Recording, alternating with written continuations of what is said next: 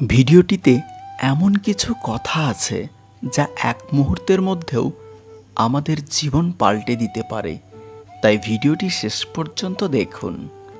একদিন হঠাৎ ৭৫ বছর বয়সী বৃদ্ধা মা আদালতে উপস্থিত হলেন তার একমাত্র ছেলের বিচার নিয়ে। বিচারক বৃদ্ধা মাকে জিজ্ঞাসা করলেন, বলুন মা, আপনার অভিযোগ কি? কার বিরুদ্ধে অভিযোগ? আমাকে সব খুলে বলুন। বৃদ্ধা বলল, মহাশয়, আমার অভিযোগ হলো আমার একমাত্র ছেলের বিরুদ্ধে। বিচারক বলল, হ্যাঁ মা, আপনি কোনো ভয় না পেয়ে আমাকে সব খুলে বলুন। আপনার ছেলে যত বড়ই মস্তান হোক, যত বড়ই নেতামন্ত্রী হোক না কেন, আমি তাকে এমন শাস্তি দেব কোনোদিন ভুলতে পারবে না। বৃদ্ধা বলল, মহাশয়, আমার কোনো কিছুরই অভাব নেই। আমার স্বামী আমার জন্য যার টাকা রেখে গিয়েছেন তা দিয়ে আমি সুখে স্বচ্ছন্দে থাকতে পারবো। আমার ৩ তলা একটা বাড়ি আছে, থাকারও কোনো অসুবিধা নেই। তাছাড়া আমিও চাকরি করতাম, এখন পেনশন পাই, কোনো অসুবিধা নেই। আমার কাজের লোক আছে, রান্নার লোক আছে, আমাকে কোনো কাজ করতে হয় না। বিচারক বলল, তাহলে আপনার সমস্যাটা কি?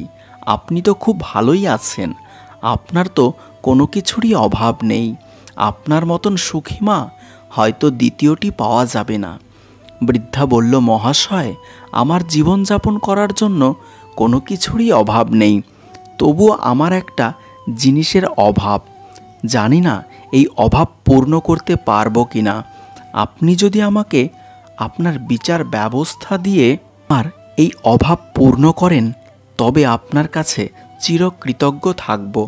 প্রতিদিন যখন খেতে বসি, বিকালবেলা যখন ব্যালকনিতে বসি, সকালে ঘুম থেকে উঠে যখন চা খেতে বসি, তখন এত কষ্ট হয় যে তখন ভাবি, এই পৃথিবীতে আমার বেঁচে থেকে কি লাভ?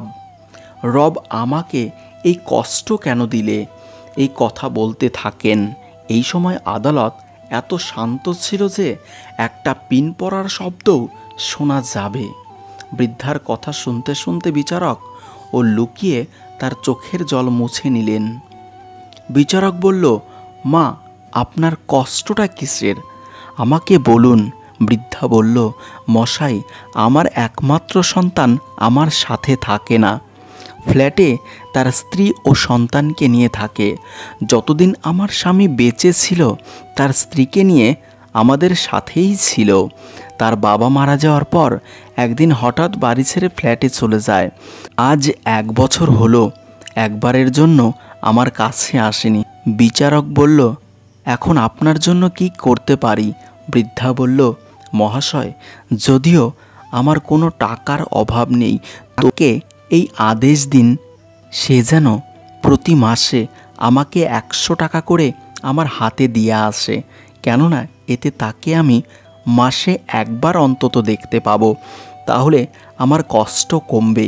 এই প্রস্তাবেও যদি রাজি না হয় তবে আপনি প্রতি মাসে একটা করে হিয়ারিংয়ের তারিখ দিন, যাতে আমি আদালতে এসে অন্ততপক্ষে তাকে একবার দেখতে পাই। বিচারক বলল, আজ আপনি বাড়ি যান, আগামী ১৮ তারিখ আপনিও আসবেন আর ছেলেকেও ডেকে পাঠাবো। ১৮ তারিখে বিচারক ছেলেকে ডাকলেন এবং বললেন, তুমি তোমার মায়ের সাথে থাকো না, তোমাকে তোমার মায়ের সাথে থাকতে হবে। ছেলে বলল, মহাশয়, আমার বাড়ি থেকে আমার কাজের জায়গা অনেক দূরে, আমার অফিস যেতে অসুবিধা হবে। বিচারক বলল, তাহলে তুমি তোমার মাকে প্রতি মাসের ১ তারিখে ১০০ টাকা করে দিয়ে আসতে হবে। ছেলে বলল, মশাই, এটাও সম্ভব নয়, আমি টাকা পাঠিয়ে দেব, কিন্তু আমি যেতে পারবো না।